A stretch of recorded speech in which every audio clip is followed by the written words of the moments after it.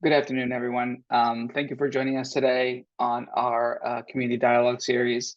I want to welcome you on behalf of the Center on Crime, Race, and Justice and the Community Advisory Board for the Center. I am also want to just acknowledge our other sponsors for this talk, the College of Social Sciences and Humanities here at Northeastern University, the Concord Prison Outreach, Inc., the Reckoning Project, and our School of Criminology and Criminal Justice.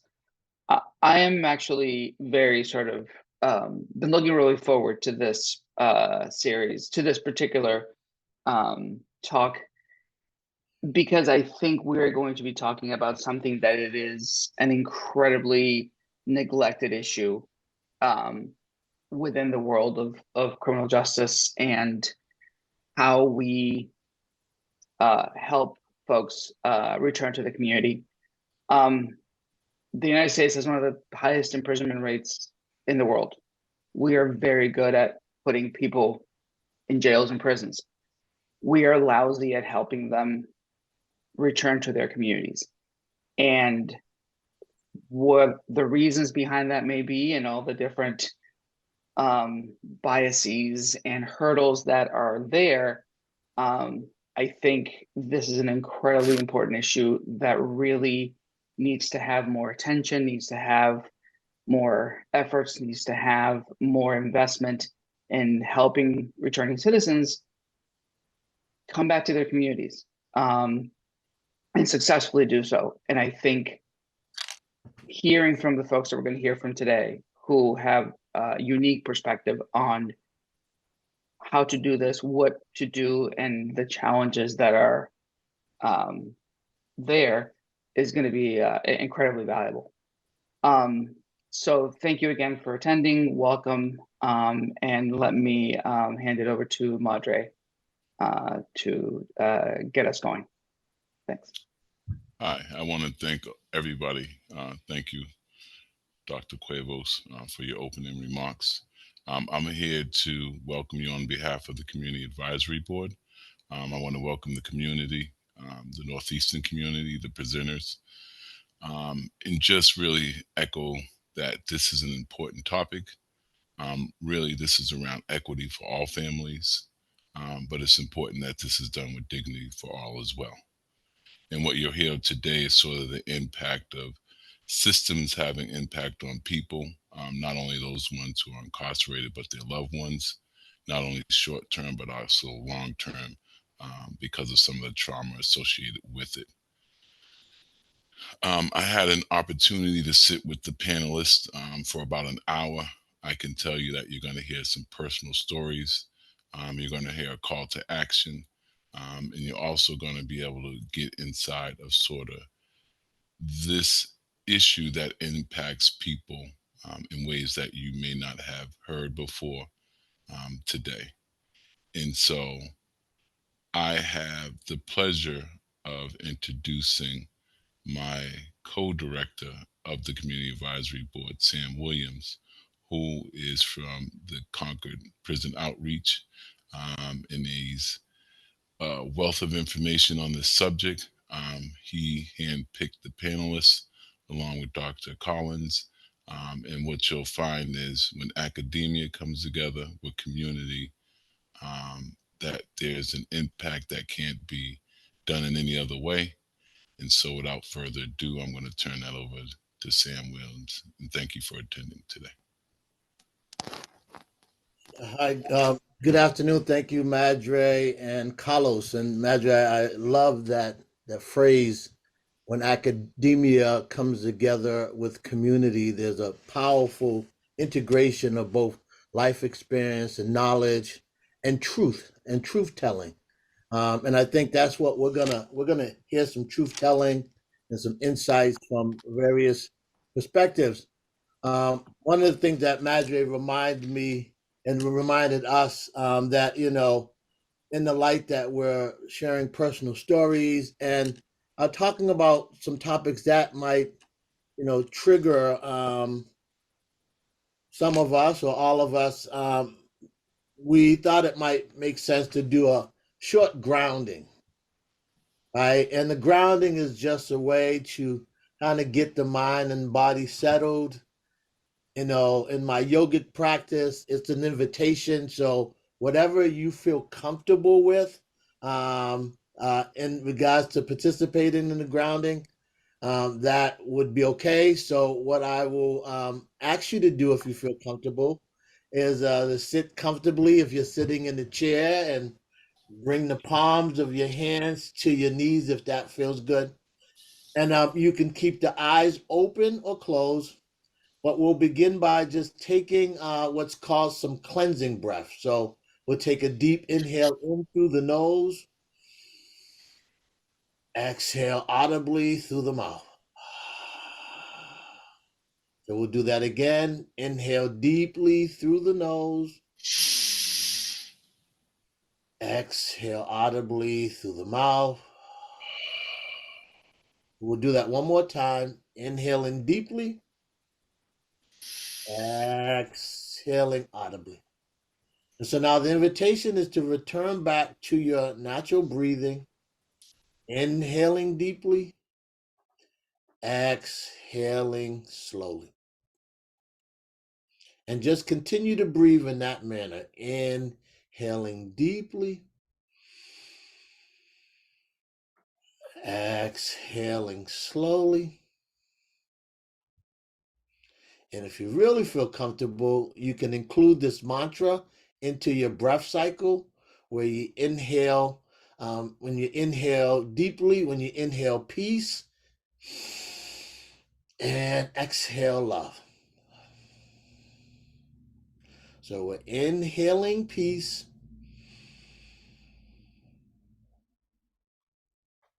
exhaling love, inhaling peace,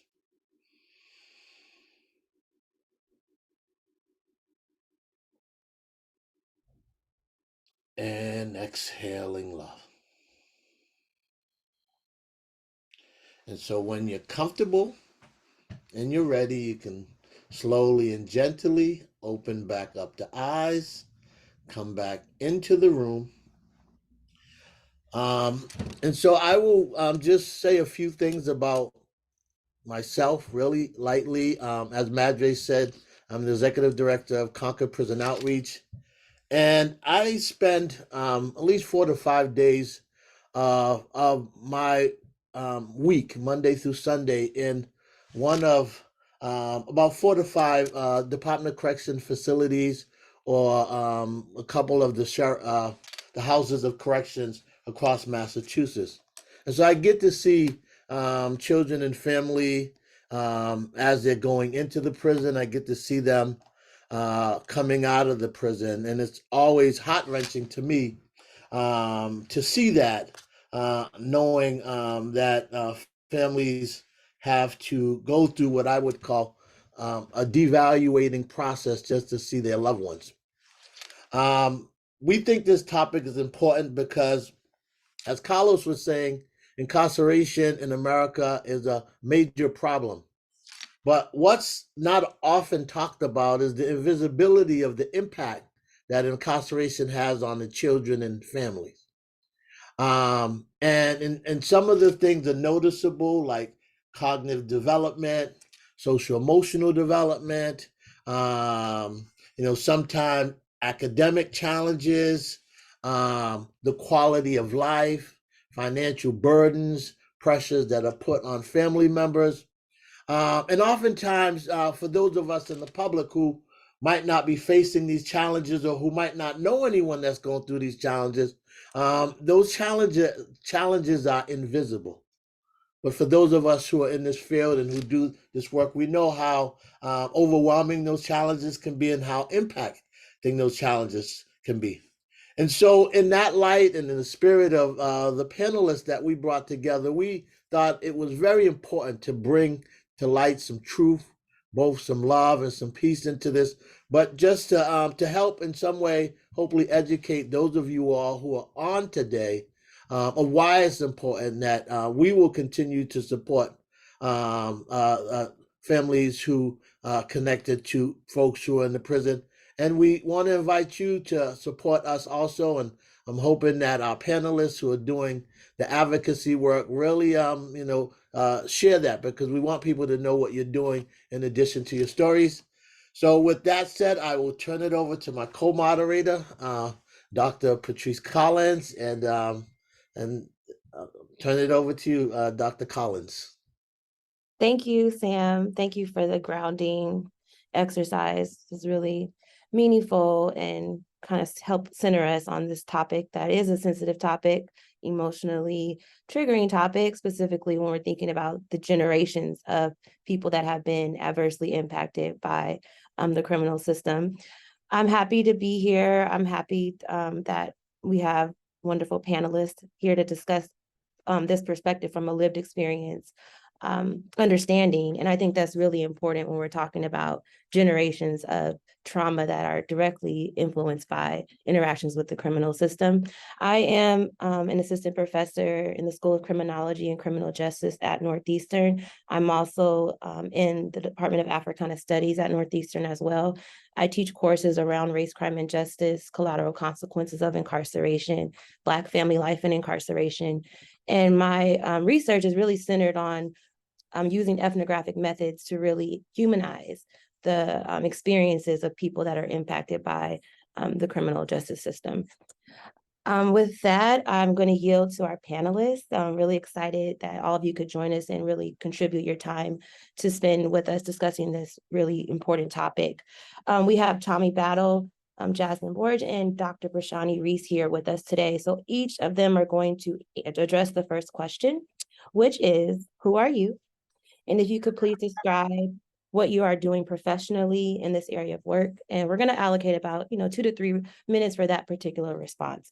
Thanks again, and we look forward to your answers. Did we start now? Okay, hi, I'm Tommy Battle.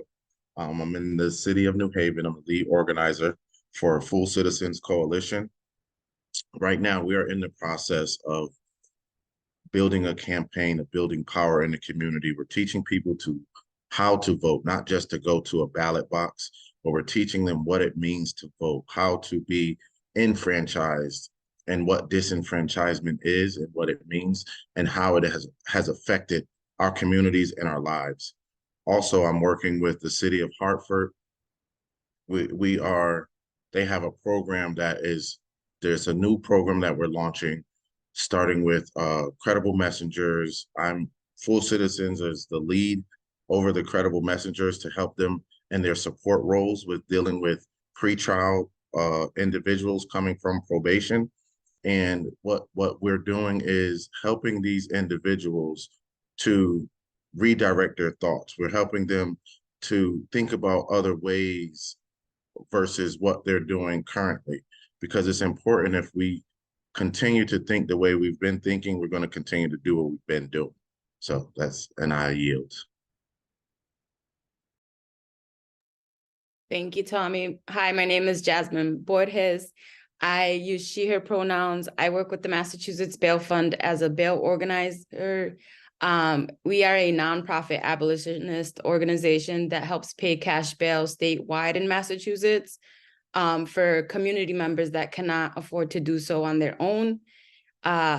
More importantly for this conversation, I'm formerly incarcerated. I served 12 years at MCI Framingham, the only women's prison in Massachusetts. And what I bring to this conversation is I come from generational incarceration. That means out of the 5 generations in my family, 4 of those generations have seen people incarcerated, including myself. Some of the other work that I do is help advocating legislation around not building a new prison in Massachusetts, ending mass incarceration, ending life without parole, parole reform, medical parole. And I think most recently what I've been helping with is helping women and men be able to participate in our legislative process in Massachusetts. So we've had over 60 people be able to testify in legislative hearings since June, and we are continuing to do that. I've done that with PLS, FJA, and Rep. Eiderhoven, and I'll pass it to Brashani. Thank you so much, Jasmine. Thank you so much, Tommy. Hi, everyone. I'm excited to be here, but I am losing my voice. So I wanted to be a part of this conversation. I'm going to do the best that I can. I hope that you can hear me okay. So my name is Pershani Reese. I'm the executive director of an organization called Drop LWOP New England. That's LWOP is in Life Without Parole.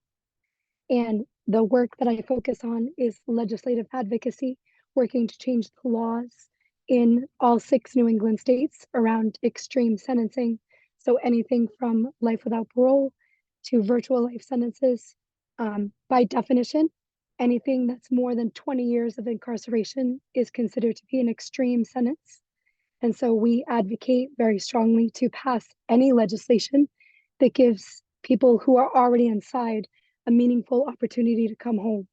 And I focus on that because there's a lot of talk in the reform arena about passing laws that will move forward, that will move our country forward prospectively, and will address like future people who might end up in the system in the future. But we don't want to talk about the people who are already incarcerated. And there's a resistance in the legislative arena to give people second chances for people who have already been caught in the system. And so that's what we focus on at Drop LWOP New England. And I'll pass it back to the moderator. Thank you.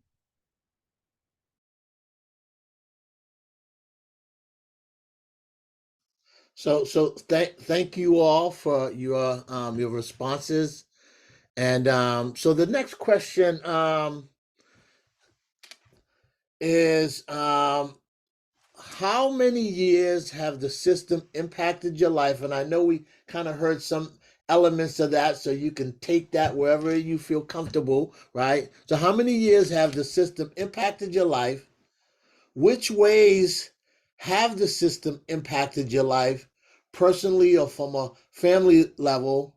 And anything else you feel comfortable with sharing. So we'll start with you, Tommy, and we'll go through that same order. Yeah, okay.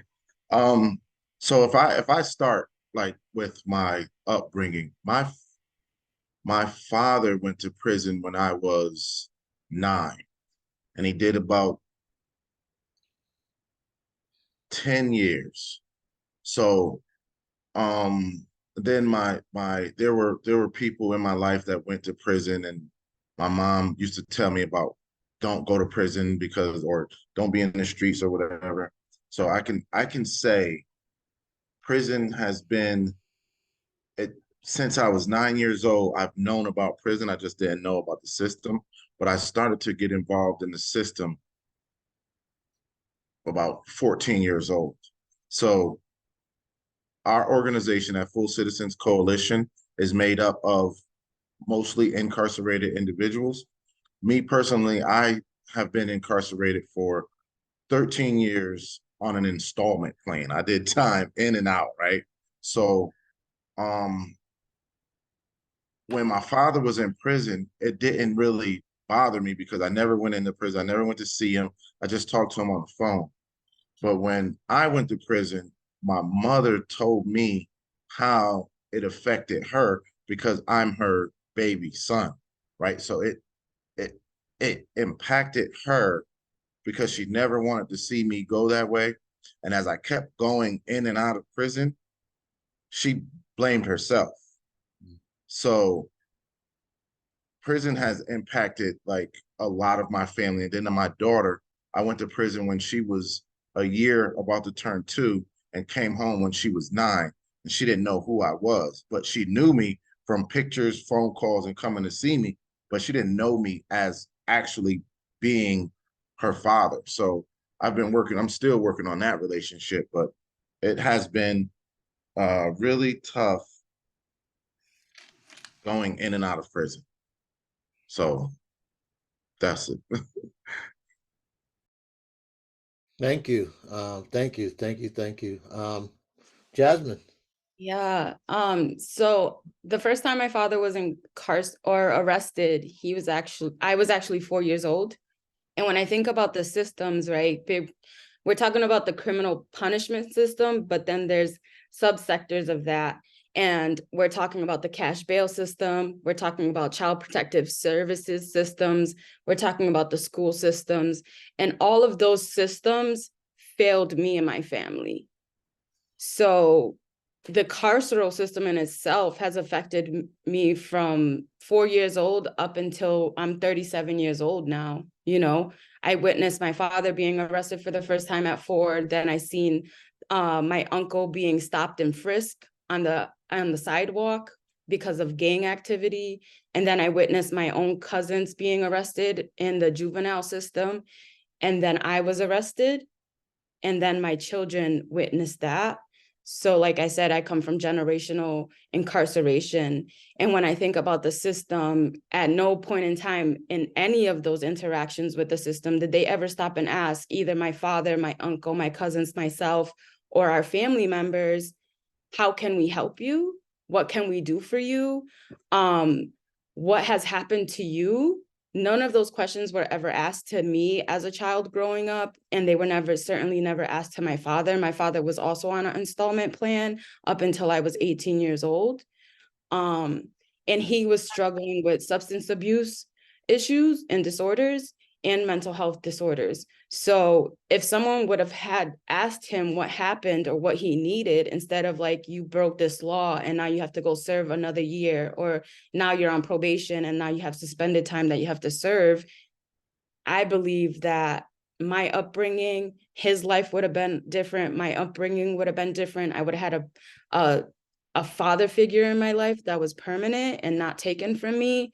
And then again, my children would have had their mother in their lives. So yeah, I would definitely say that the system has definitely failed us and has definitely impacted my decision making, my upbringing, and my family as well. Thank you. And Dr. Reese. Thank you so much. Similar to the previous speakers, the system itself, the carceral system, I'll focus just on prison specifically because Jasmine was very eloquent in the other systems, but the carceral system has impacted my life almost entirely, beginning with the incarceration of my uncle when I was very small. But the most important starting point for me was in 2009 when I became a victim of attempted murder.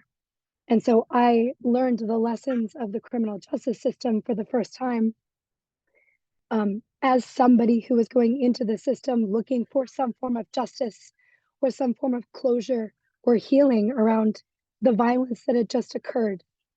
And I'll speak more about that later when we talk about some of the other questions. But then in 2013, I began my doctorate in forensic psychology, not really understanding what was fueling my motivation to want to help people to come home. But that was my total intention of becoming a forensic psychologist. I wanted to help bring people out of the system. My uncle, who had been incarcerated, struggled intensely with addiction, and my whole family had really ostracized him for that. And then in 2015, I actually became a restorative justice facilitator.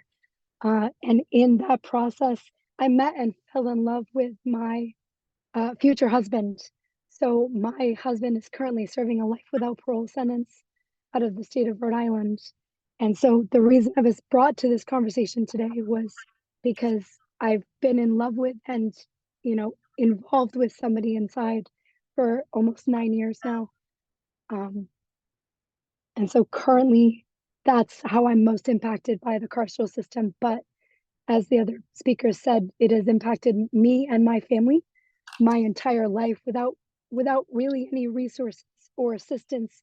Just that the idea that you're a bad, immoral person for breaking the law, and that you just were going to somehow be fixed, and that your family, I want to reiterate that part, that your family would be fixed by you going away, as opposed to any sort of rehabilitation that worked on the relationships together.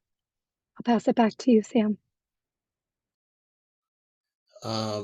Goes to Patrice. Dr. Collins. Thank you, Sam, and thank you all for sharing your personal experiences on the impact of the system, particularly looking at the jail and prison system. We're going to move on to kind of diving more deeper into your thoughts and perspectives on the impact on children. I know, Tommy, you mentioned your daughter has been impacted. Also, Jasmine, you mentioned your children have been impacted, but you all have reflected on your own childhood experiences, either witnessing arrest or experiencing police contact with someone being removed from the household or someone being removed from your family. So we're going to use this time now to kind of dive a little bit, deeper, examine a little bit more closer the impact of incarceration on children from your perspective, thinking about your own experiences, thinking about children in your family, but also thinking about children in society and how we're talking about incarceration, also the impact on your family, on families in general, and then thinking a lot about relational structure. So I think we can use the same format going around and each of you answering that complex question, but really kind of diving into the impact on children, family, and relational structures. So if talking about children, so my daughter, when I went to prison, I turned myself in. So she didn't know I was going to prison. I dropped her off at daycare and I asked her, was she going to be good? And, so she didn't see me go to prison, right? Like, my father, when he was going through his trial, lawyers and stuff came to my house. He would call me and prep me on how to talk. So, but I didn't understand exactly what was happening because I was 9, but I remember it. So when I think of children, right, and this, like, seeing, like, you think of SWAT team kicking a door in, you think of police ripping a mother or father out of the car. So I've never seen something traumatic like that except for television. But I know children who have experienced that because people that I've been incarcerated with would talk about, I remember when they kicked my door in and my mother and father went to prison. That's why I'm in this prison with you, because that's what I know, right? It bothered me. Like, they would tell me. So what we don't understand is dealing with the system. What we don't understand is when we go to prison, no matter how we go, it affects our children, right? So, and it affects them in different ways. Some of them, they have abandonment issues. I know my daughter thought I was in college for a while, and then when she found out I was in prison, she felt lied to. So it is depending on the situation and the child. However, it will negatively affect them. So, like, some more than others. And then when you deal with family, I know personally, my family has done every bid with me, right? So it's like, and then the last one I did, my sister told me, she was like, yo, if you go back to prison, I'm not talking to you anymore because I'm tired of going to prison with you. My life is on hold just like yours is.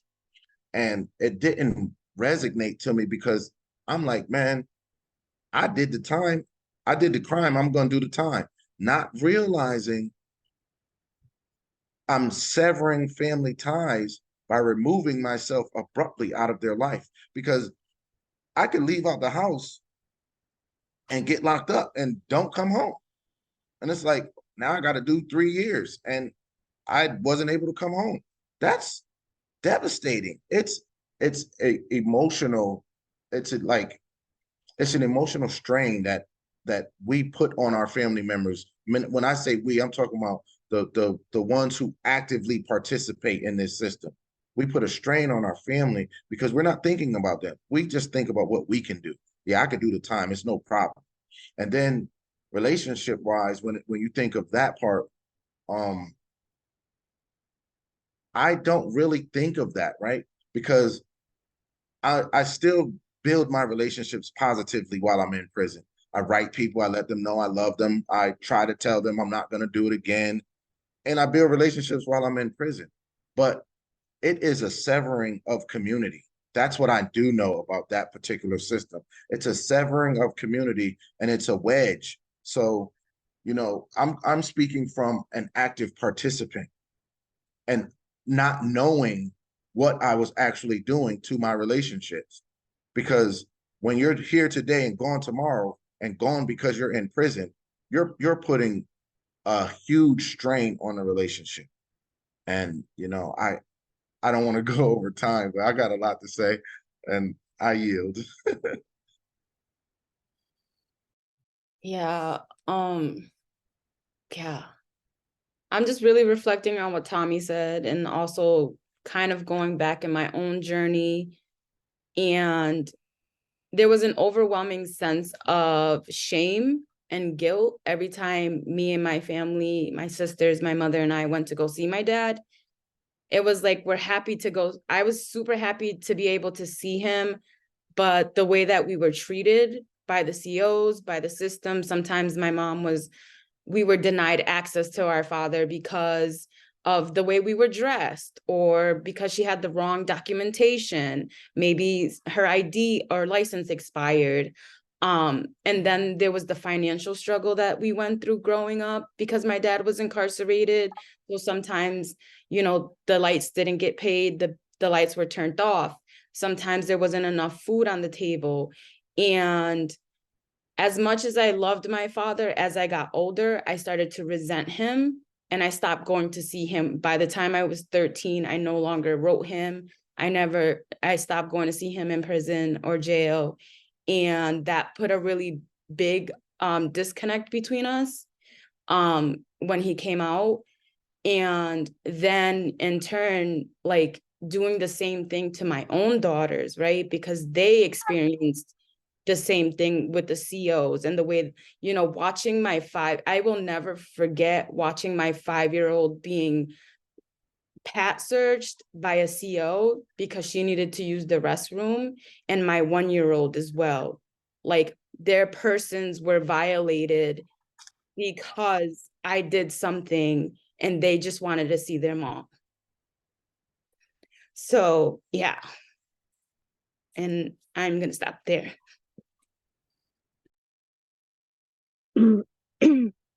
Thank you, Jasmine. I think I could send you a heart. Yeah, I can. My fellow panelists have me in a state of reflection. I was not incarcerated, obviously, so I can't speak directly to the child piece. So I'll put on my science hat for just a second. Well, I'll do two things. First, I'll put on my science hat and point out that when we ask what is the impact of incarceration on children, at this point, everybody's really well aware of the ACEs, the adverse childhood experiences, the 10 traumas that were well studied for years and years and years. So researchers said, what are the 10 experiences that a human being can have that will decrease their longevity of life, that will increase their chances of a heart attack or mental health issues or addiction or things that just are really long-term health consequences. And when the researchers did all that years and years of looking into it, they came up with 10 things. And I just want to point out that one of them is the incarceration of a parent. So we can look at this from many different perspectives. And so even for people who are not necessarily emotionally pulled, because the second thing I want to name is that in our society, there is this total lack of empathy that, well, if your dad did the crime, he's going to do the time. One of my fellow panelists already named that. And so I think the reason to have this conversation is because I believe in our society, we're starting to look at that belief, at those belief systems that we have put out there that really push aside trauma and really push aside taking care of people.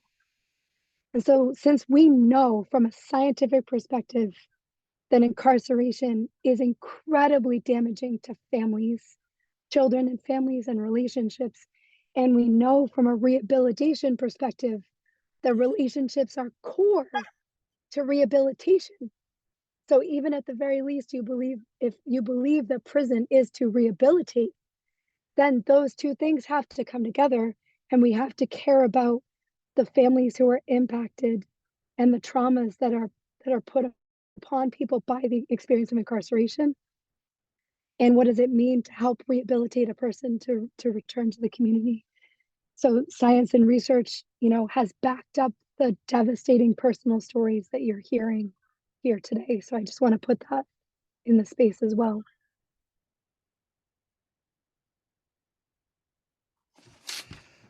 Were you done?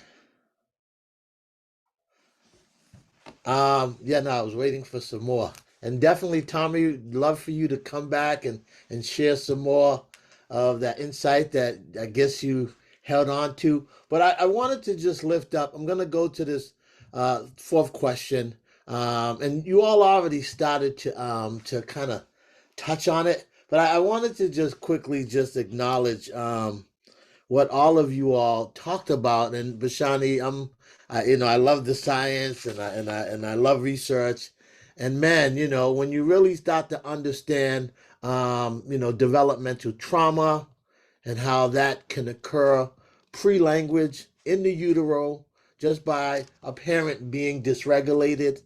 And dysregulation can be the parent who just found out that her husband or boyfriend has been sent to prison and is pregnant and she's dysregulated and not in a good space.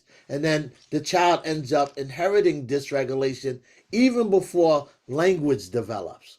Right. So like Bashani says, there's enormous knowledge and information around science and adolescent development and child development that's really important, and really want to encourage those of you who might not be familiar with all of these bodies of knowledge to look into them. And then what I heard is the vicarious nature of how these experiences can impact the child, and it doesn't have to be. And I've heard hundreds of stories where children, and particularly for men who are on the inside, I could tell you thousands of stories of just really heart wrenching episodes that they went through before they were even involved in the DYS system or the adult system. And I always try to remind them that those things that happened that early in their lives weren't their fault, right? And not about the blame game or making anyone out to be bad. But if things happen to children when they're 3 and 4 and 2 years old, right, it's not their fault, and unfortunately they have to learn how to cope. But it is the case, as Tommy said, in my restorative justice work and my yoga work and my meditation work, I would say up in the 90 percentile in all of the experience that I've heard from men on the inside. It is always that early childhood experience that had a major impact where there was no education or intervention that existed at that point. So the impact on families and children, the vicarious nature of it is very insidious, and not all the time it shows up the same way in people's lives. So this next question talks about accountability. And I think we were lifting accountability up in regards to the system, right? And earlier, the mention of generational incarceration. And I think in so many words, someone talked about how prison was a constant part of their lives, how the system failed you and your families and failed just about everyone that's incarcerated. And so I'd love for you all to talk a little bit more about how the lack of accountability and then the last thing, from both the penal system, and I would throw in the foster care system, because there's a large percentage of folks who are incarcerated who went through foster care and ended up in the penal system. But how the lack of accountability impact children and families, and in your words, what might need to happen, right? What might need to happen to start to correct, these systemic wrongs? It's on you. It's on you, Yeah, Tom. no, Yeah, I was thinking. I had to think because you asked a lot. So Sorry. nah. I'm gonna start like this, right? I'm gonna start pretty much backwards. So accountability. I didn't learn accountability until really 2017. So I was 37, right? Yeah, I was 37. I was 37 when I actually learned accountability.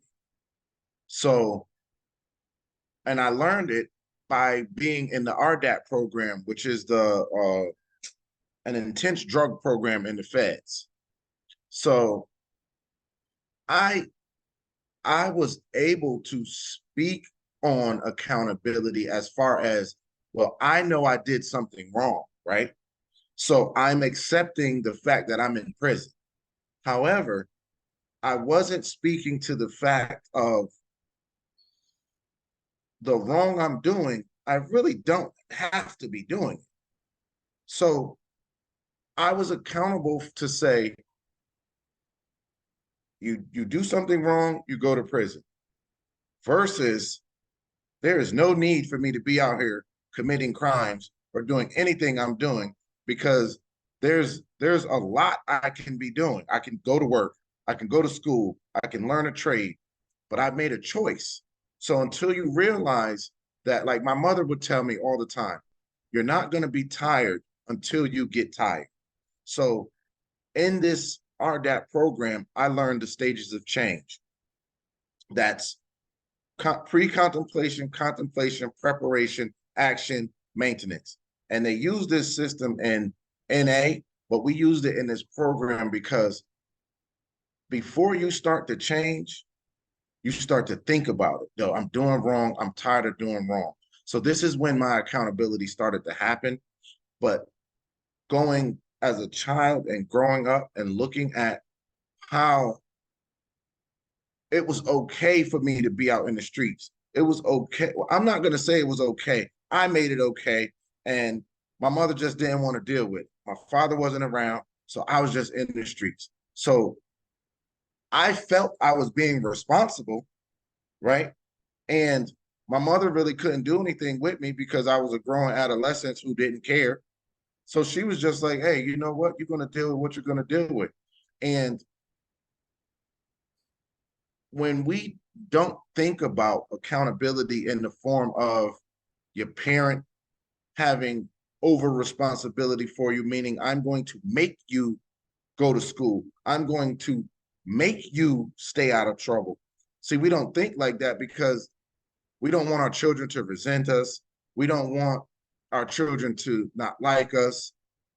So I'm learning that part now because of what I went through with my parents, right? I'm learning to be accountable to my daughter, to say, I understand you're not going to like this, but I know the outcome. So I'm going to make you do this because I would rather you be upset with me than to go down this road, right? So that's how I'm, and it could be a bit much, but I don't want my daughter to go down the road I went down because I don't want her to be upset with me or I don't want her to be angry.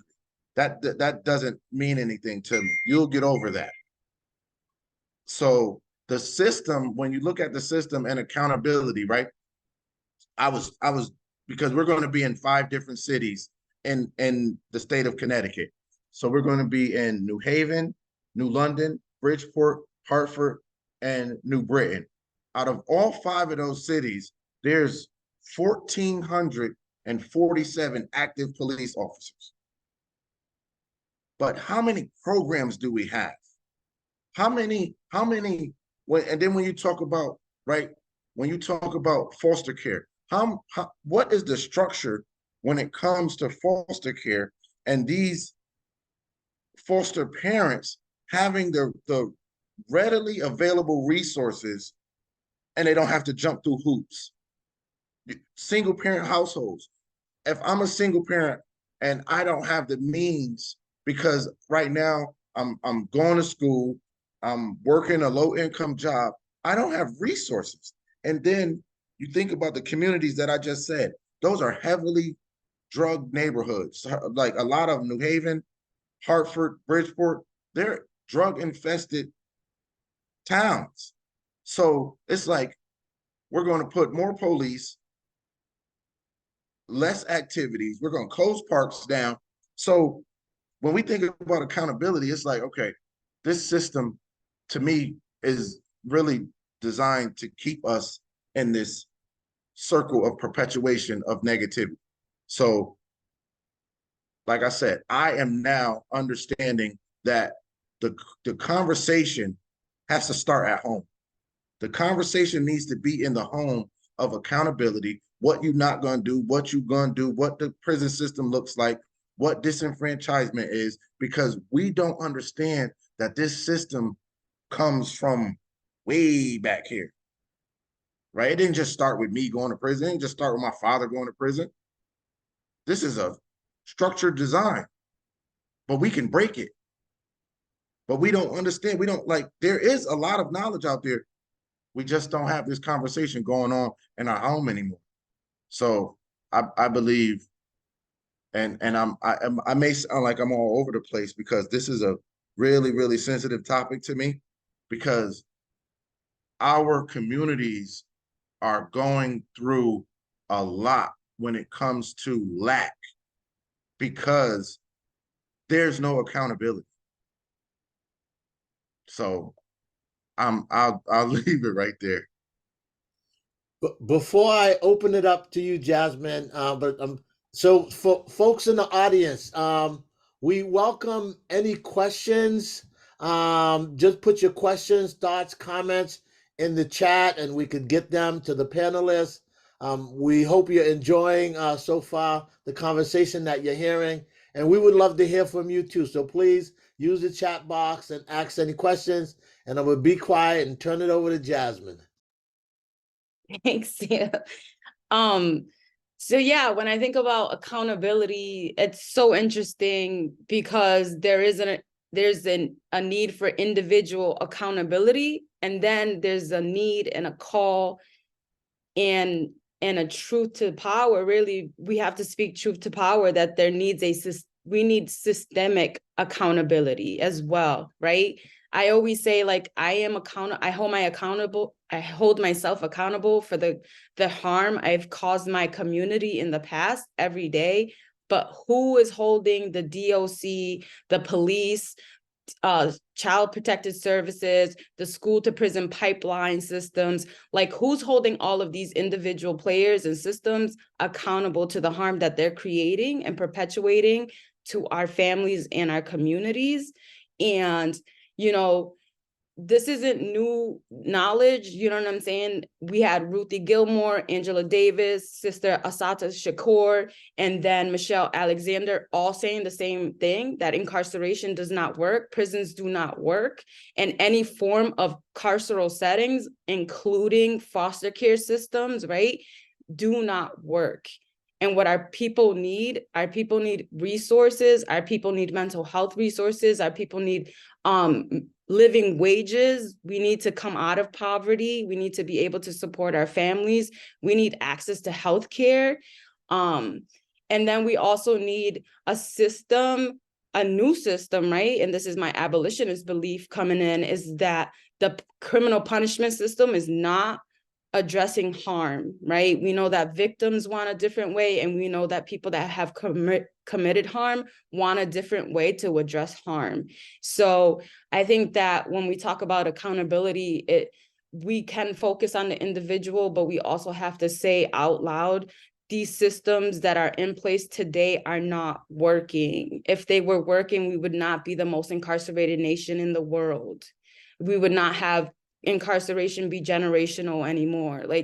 So I think that I think we just need to keep drumming this beat, basically, and saying that our people want to come home. They deserve to be home. Our families want to be together. Our families want to be healed. Our communities want to be healed. But carcerality does not have to be the end all be all.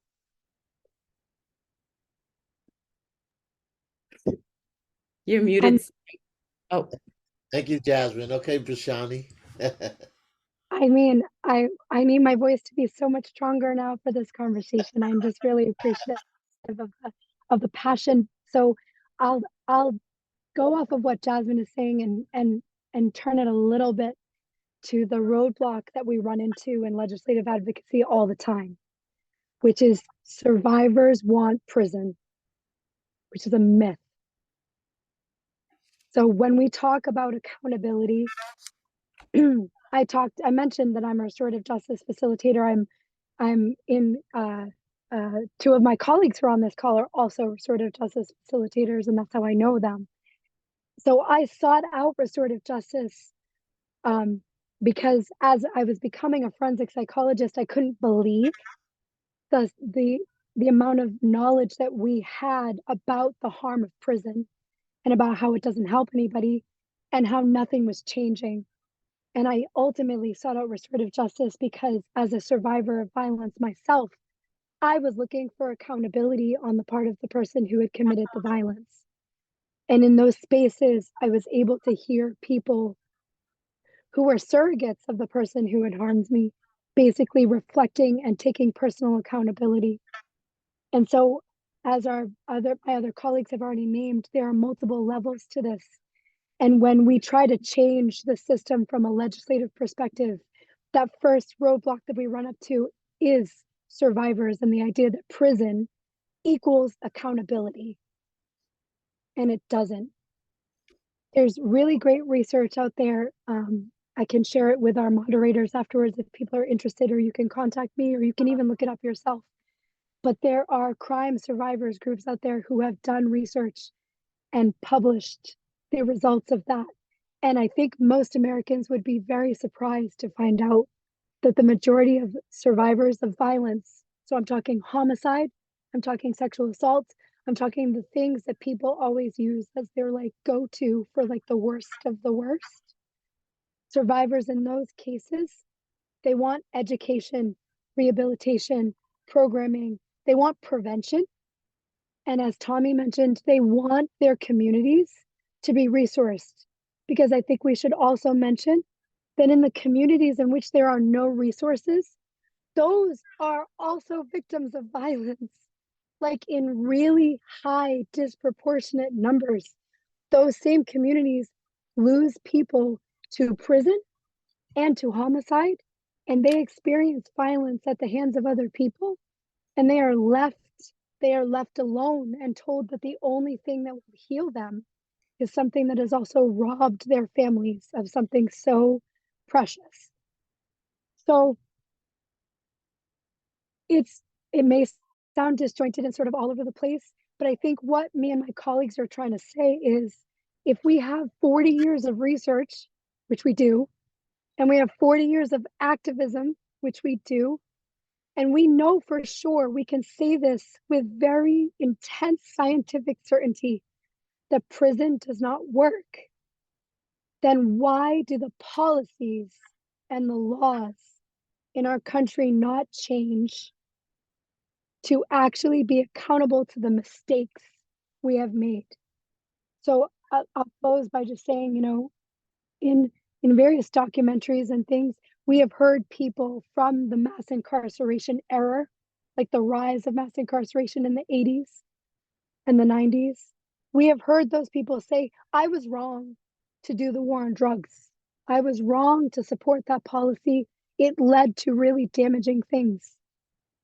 So then it is wrong to continue incarcerating the people who were incarcerated in those errors and pretending as if the reform that we need to make is somehow just a future reform down the road, as opposed to addressing the almost 3 million people, which includes 70,000 people right now who are sentenced to die in prison.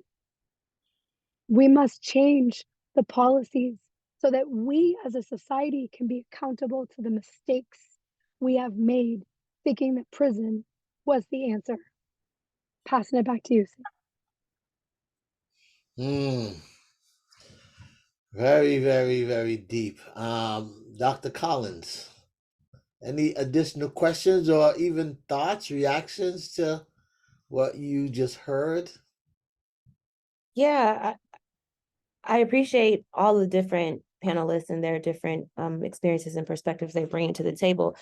When we think about this topic, is very complex, right? So we're talking about accountability, we're talking about family impact. We're also talking a lot around this issue. We started off how it's an overlooked topic as a mainstream discussion around parental incarceration, mass incarceration, right? So there's an implication of social stigma and shame that is, prevalent in all the different areas that were brought up. So when we think about accountability, how can we hold systems, people accountable for things we're not even discussing on a platform where we're getting, the momentum and the mobilization around topics, policy changes, policy reform, the languages that we're using. So I was just thinking about what Tommy had mentioned as far as his reunification process with his family, also thinking about Jasmine and her experiences with visiting, thinking about the impact of visiting experiences on children and how that could also be perpetuating this generational trauma that is implicated by parental incarceration or household members that are incarcerated. And then wrapping it up, thinking about the implications for policy reform and change. And so I feel like that kind of sums up some of the major themes that were just brought up right now. And it does also highlight how complex the issues that we're talking about can be, right? So I guess if we don't have any questions in the chat, I would yield for them all to kind of reflect on that perspective, thinking about how social stigma and shame is influencing where we are today as it pertains to intergenerational transmissions or intergenerational experiences in general with criminalization, incarceration, and then even thinking about policy reform and recommendations and some of the roadblocks that were mentioned or barriers to implementation that we're seeing. So with that, I would say, Tommy, Jasmine, and Rashani, feel free to kind of take what you want from that question, but it would be great to have a little bit more conversation around some of those complex issues. Patrice, I'm sorry. The shame part of your question, can you ask that again? Please, I'm sorry. Oh, no. Okay, so I was reflecting on, no problem. When you had mentioned that your daughter was told that you were in college, I believe, and when she found out that she was lied to. And so my understanding or experience just working with families around, the stigma and shame is not wanting to share that your loved one is incarcerated. And so I just was thinking in the context of that, as you were sharing that personal experience, maybe kind of uplifting that and how that is somewhat of a barrier to how we think about reentry, how we think about conversations, in thinking through why it's such a social stigmatized issue. Okay. All right. And I apologize for my lighting. I'm really sorry about this. When you think about shame and what prison does, so we go back to we think about, well, I think about not being able to get a job because you were in prison, not being able to just oh, you were in prison. Like prison is not a good look in family conversation. It's not a good look in social conversation because it looks as if something is wrong with you, right? Something is wrong with you, so you had to go to prison. You have no control. You have you are a drug addict or you harm people. So it's the shame of going to prison because there's a real stigma around why a person went, right? Not to say, I did something wrong, I needed some rehabilitation, I got that rehabilitation, and right, because that's not what happened in prison. It doesn't happen like that. So not telling someone you went to prison or hiding it has always been a thing in our communities, starting in my house, right? You've never talked about, oh, this person went to prison. It's always, hey, don't say that, right? Don't bring that up. You know what I mean? Because it's embarrassing, right? It's embarrassing that you're putting your family through something that's one, traumatic, very hard, and like Jasmine said, you know, because you're gone, now we got to struggle. You see what I'm saying? So it's nothing good with prison. So it's very shameful, and it's very, I'm trying to think of another word to use, because what it does when you go to prison, it's like, so like when I go to prison, it's like, oh well, you know what I'm saying, you know what it is. You knew I was going, you knew what I was doing. Why are you acting like that? But it's not like they're looking at it from the standpoint of, when someone asks where you are, I now have to tell them you're in prison. He can't get his life together.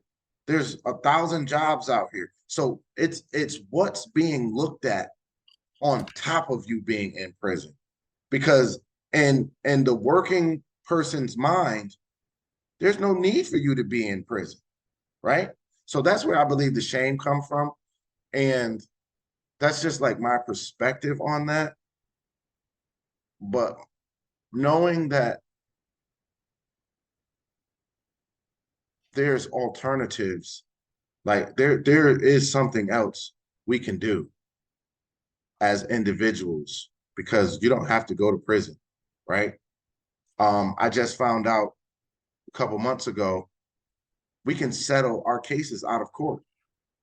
You don't never have to go into court, but we don't know that because we don't get taught that, right? There's a number of ways we can handle cases, but when you talk about policies, right, you have to think about what you need to get policy passed. You need people in power. Our communities, for one, we're not together. We don't have any money. So when you are trying to pass policy and you don't have any money, you don't have people together, because right now we're working on legislation to have people vote in prison, right? That's something we're working on. So we passed legislation so people can vote on parole in 2021. To pass legislation, you need a lot of people on board, because when we first went up with this legislation, the people that were against it were the people in power. So because we don't have any power and we don't have any resources, you can't get a lot done. So what I've understood, what I'm understanding about policy change is you have to build power in the community. The community has to be behind you. And then you have to have the right players in place that are sitting in these offices to say, we'll unelect you if you don't get behind this policy. You see what I'm saying? We need you behind this policy because this is hurting our communities, but we don't know how to do that. This is what we're teaching in the community. We have to learn how to build equity and power and have these elected officials understand that you work for us and we're aware of it. And this is the accountability that we need from you, because this is what we need done. And it just comes with an understanding, and it comes with numbers. So it all takes time. And like right now we're working towards it, and we're going to see what the outcome is, because we can't keep playing this game, because they really look at it as a game. We can't keep playing it not understanding the rules. So it's our job, I feel, to teach the rules and have this conversation talked about and at home. So.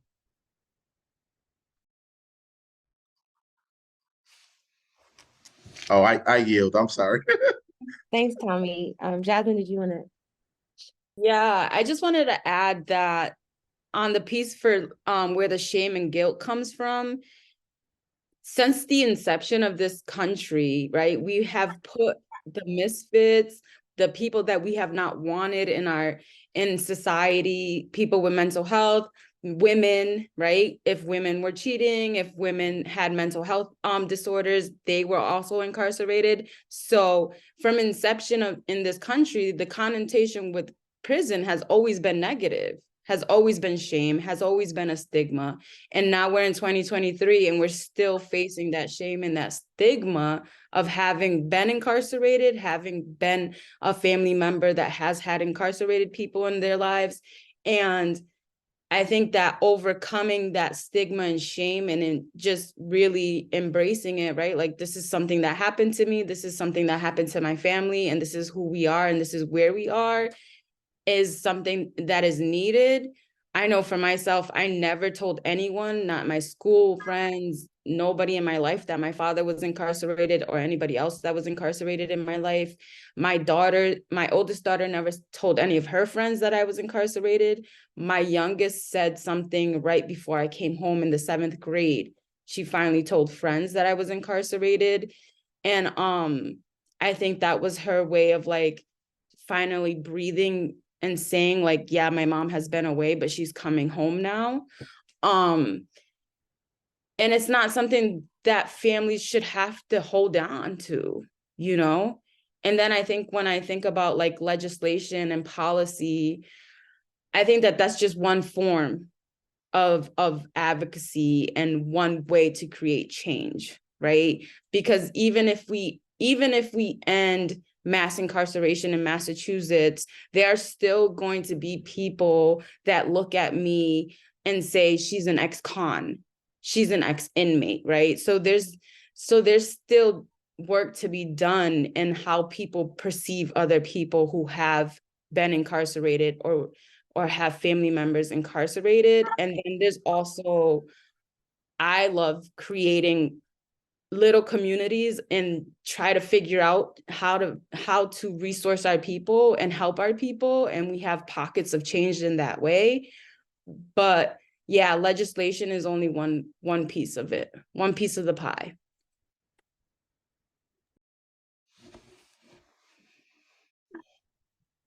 Dr. Collins, thank you so much for the question. Specifically the part about shame, I want to speak a little bit about that, because I think one of the reasons that this conversation, you know, we came together to talk about the impact of families, and there's so much shame around our relationships that we used to have with people still inside, you know? So like, I didn't talk a lot about my husband in this panel discussion so far, right? We're coming up on the end of this conversation. And I just want to name that it's very personal and it's very difficult, and to talk about him and to talk about the people. And I know that many people have loved ones inside and they don't share it. They don't share at all. They don't share that they have somebody who's in prison. There's an additional stigma and shame around that if you are in relationship with somebody who's in prison, you're a certain type of person. Like I remember when I first started telling my friends and family about my husband. I mean, we fell in love very organically. We were essentially co-workers. We were co-facilitators doing programming together for years. So we got to know each other and, you know, got to know each other really deeply in those spaces while we were doing work with other people inside and doing beautiful healing work together with people. And so he was like my coworker. That's what I try to explain to people, that when we fell in love, it was like that. And when I started to try to tell my friends and family about him, things about the stigma came rushing back. You know, I'm a highly educated person. You know, I have a lot of healthy relationships in my life. And I think there's a stigma that if you are with somebody who's in prison, that it says something about you, like that you're unstable, that you're broken, that, you know, those types of things. So the impact on children and families, there's the children piece, but then there is the partnership piece. And so just with the couple minutes I have here, I just want to say that that shame is really hard too, because you're going into that place. And I've been with my husband now for, you know, 8 years, going on, you know, eight and a half years. And still, we might have a moment that's like a normal moment between a husband and wife. Like we're laughing about something, or we're crying about something. And I don't know that everybody in this country understands. I don't get to touch him. Like, I don't get to comfort him if he's crying. I don't get to be affectionate with him and give him a hug if we're sitting across from each other and we share in a joke and he leans into me and I gave him a kiss on the cheek. That's not allowed. I could be barred from the prison for that, you know. So I just want to bring in those types of things because I think those are really hard things to talk about, because again, the shame of going into prison to see the person you love, and then the idea that in that space he's not human, I'm not human, and we definitely can't have any humanness, because that's dangerous in places like that. So thank you for your question about shame, because it really brought me back to that core reason that we got together for this conversation, which is that the people who are inside are people who have loved ones who are deeply, deeply impacted by their incarceration, many of whom, again, I reiterate, are never coming home. I don't know if Americans understand this. Life without parole means you're never coming home. That's what that sentence means. It doesn't mean 25 years. It doesn't mean, oh, you only get one parole hearing. Like, no, it means no parole hearing, no second chances. We don't ever look at you ever again. So as family members, we are serving that life without parole sentence with them. It's a sentence of hopelessness. So that's how incarceration impacts me, because it makes me feel at times deeply, deeply, deeply hopeless. I'll end it there. Thank you. Let me send you one of my favorite like emojis, which is called the heart. Patrice, there's a question. Did you see it? Yeah, I can read it. I know it's definitely connected to what we're talking about. So I think it fits well with maybe a brief response just due to time. But this is a question from a colleague and is centered around stigma and shame. Kevin Draculich is wondering about the messages carceral context sends, not just to incarcerated people, but also to their families about their place in society and whether they should be part of the change.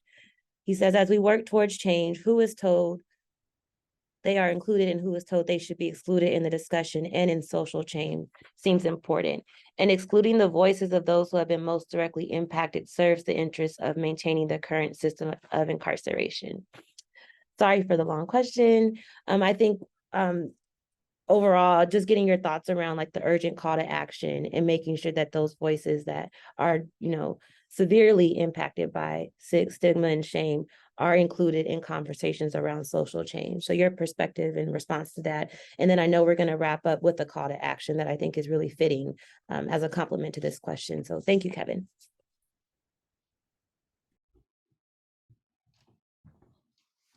I'm trying to think about that question, right? Because it's like my perspective and what I believe is when you do your time and you come home, you're back in society. So who's to tell me that I can't do something, right? I served my time. I understand what I've done, and I'm home now, and I need to get acclimated back into the real world because I don't. So I never had that real problem of not getting a job. And I took a program to learn how to interview because, I went to prison early and I never had a job, really. I had a summer camp job or something like that, but I never filled out an application. So when I came home, I had to learn how to do that again. And as soon as I did it, it's like I filled out an application, got a job. So I never felt like prison stopped me from doing what I needed to do. So I do know, right? And I'm gonna stop speaking from a personal standpoint. I do know it is out there, and I do know it happens because we just had the ban the box thing, because that's a question. You know, employers can deny you for being incarcerated. So who is to say because you did something wrong, you now have to wear that?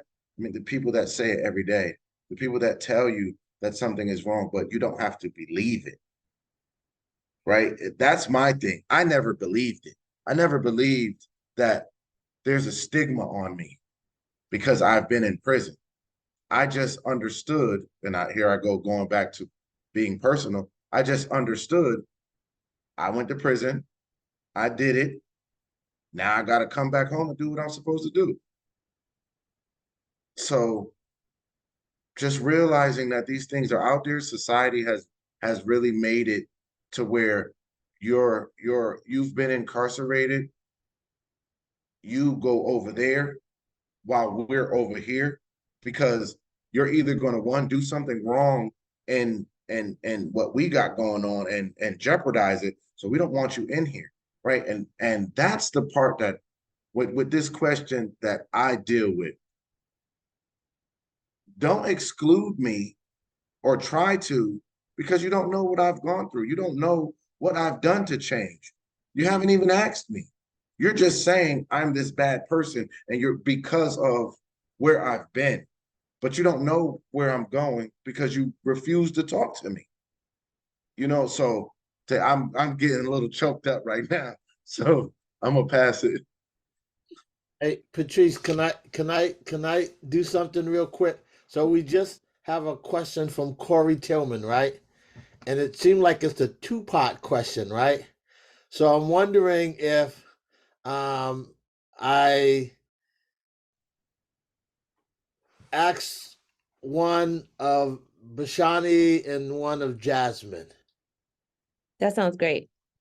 Okay, so I'll ask the first question, and whatever one of you all feel like answering it, and so whoever don't answer it has to answer the last one, the second part. It says, can a panelist take a moment and share what type of institution or system they envision for a world with accountability that does not rely on prison?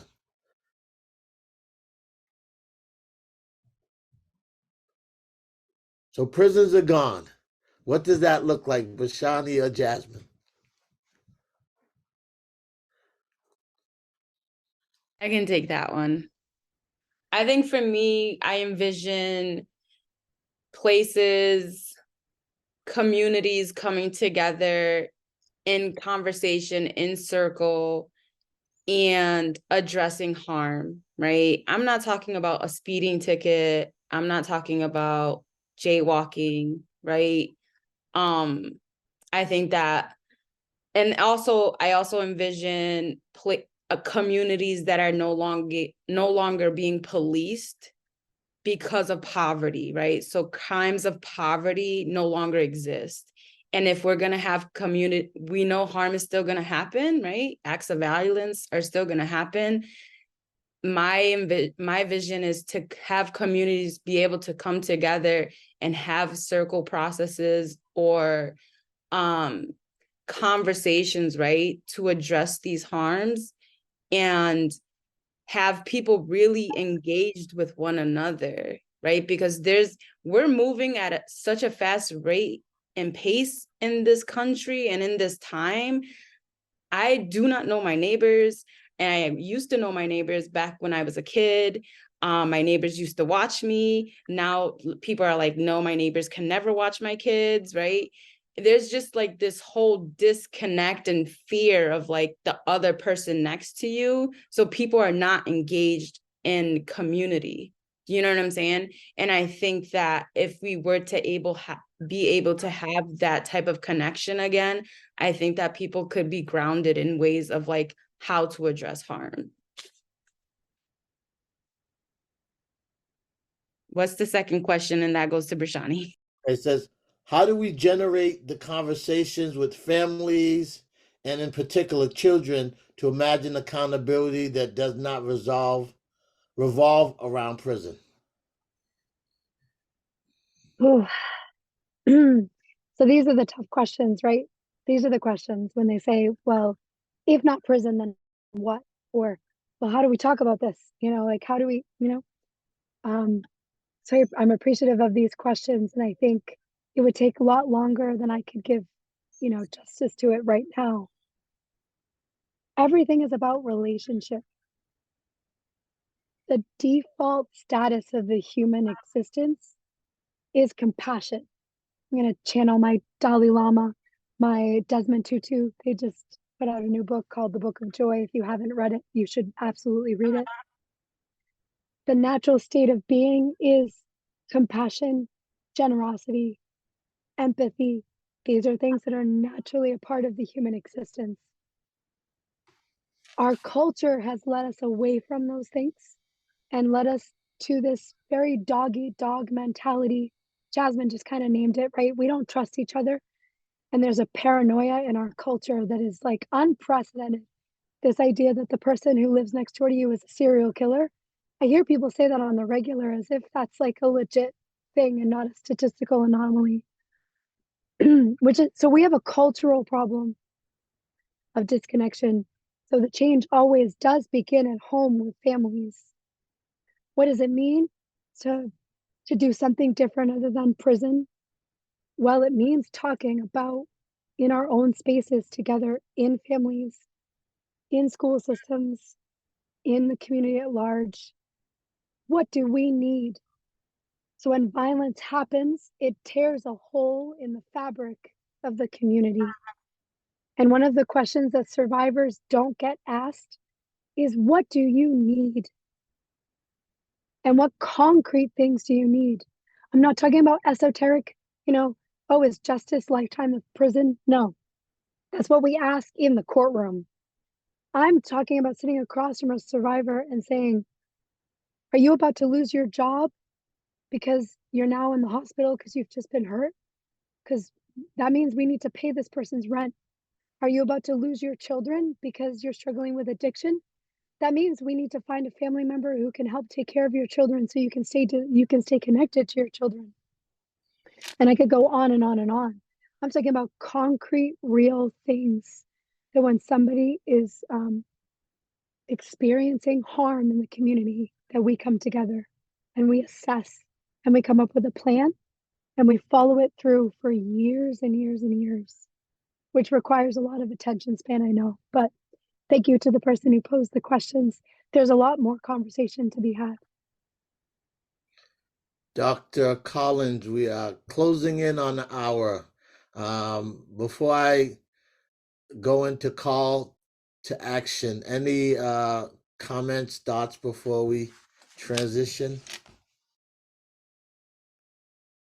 I just want to thank the panelists and also just echo what Bershani mentioned as far as this is just the beginning. There's many more conversations that need to be had. I'm glad that we were able to kind of talk about some of them at the surface level, but really thinking about all the different intricacies of the carceral system and its impact, intergenerational impact on communities, families, and children. And thank you so much again for your time, everyone, even for those that are in the audience. Greatly appreciate you devoting this hour and a half to really engaging with us on this sensitive topic, but often overlooked conversation in society. And with that, Sam, give us the call to action. Yes. So I want to just acknowledge, thank you, Tommy and Bashani and Jasmine. My heart and spirit was cringing and crying and all of that as I was listening to you all. I love you all. I appreciate who you are as human being and all that you're bringing into the world. And so we felt like we couldn't leave without trying to invite you to participate in some of this work. So I'm going to list out 3 bills that are right now that I think that's being decided upon or trying to move through the legislation process, and would love any support, any interest. I'm pretty sure most of us, you can reach most of us on LinkedIn or definitely through CRJ if you want to get in contact with us. But the first one is the primary caretaker bill. It is S 1049, And obviously, I think that's really clear that it really focuses on, parents and supporting those who are impacted by the prison system. And then the second one is the mass incarceration bill, which is the S1045. And I think that's kind of similar to some of the stuff that Bashani was saying in regards to eliminating life without parole. We need your voices. We need your power. We need your funding. If you can help fund some campaigns to get the message across, that would help also. And then the Second Look Act, which is H3955. And I can guarantee you there are many other bills that are out there. So there's no shortage of ways to get involved. And then on an ongoing monthly basis, myself and Dr. Collins, we meet at the Old Oak Dojo every third Saturday of the month, which is in the Old Oak Dojo is right adjacent to the Stony Brook train station on the Orange Line. And we have a monthly session that's really focusing on empowering incarcerated families. And we want to use that space to do storytelling, to do yoga, to do meditation, to do ways that we can talk about advocacy and supporting families. So please stay in touch. Please support in whatever way you can. And again, we appreciate the panelists, my co-moderator, and the audience. And I'll turn it over to Carlos to bring us home. Thank you, Sam. So we always say that the community dialogues are really the start of conversations, not the end of conversations. And I think this was just so rich with sort of things that we can think about that we need to address going forward, the challenges that are there, and really how to find ways to, as you sort of mentioned, a call to action, find ways to start making change. It is obvious that the way things are now are insufficient for so many people in so many ways. And so I encourage folks to think about how do you take what we've heard today and do something with it. But honestly, mostly I want to thank our panelists, both for your work, but also for sharing your lived experiences. I think it's hard for people to appreciate the openness and the difficulty that it can be to talk about these experiences that you've had. And so to come here and do this in a public forum for really the benefit of the rest of us is an incredibly generous gesture. And I can't tell you how much I appreciate that you joined us today and that you shared with us what you shared. So a big thanks to you all. A thank you to the people who've attended, who were here for this. And I look forward to hopefully having you all join us again in the future community dialogue series.